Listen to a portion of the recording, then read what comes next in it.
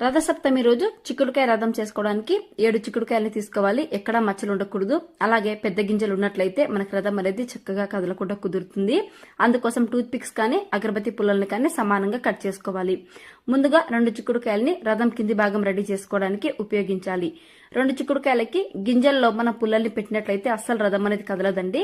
2 చిక్కుడుకాయలతో రథం కింది భాగాన్ని రెడీ చేసుకున్న తర్వాత ఇప్పుడు రథం మధ్య భాగం కోసం 4 పుల్లల్ని 4 పక్కల ఇలా చూపిస్తున్న విధంగా పెట్టుకోవాలి. పుల్లల్ని పెట్టిన తర్వాత వీటిపైన మళ్ళీ 2 చిక్కుడుకాయల్ని రథం మధ్య భాగం కోసం సిద్ధం చేసుకోవాలండి.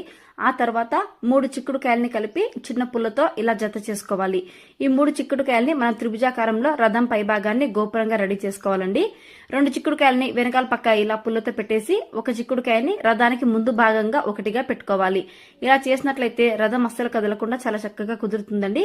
పసుపు కుంకుమ గంధాలతో రథాన్ని రెడీ చేసుకుని పూజ చేసుకోవడమే. Thanks for watching.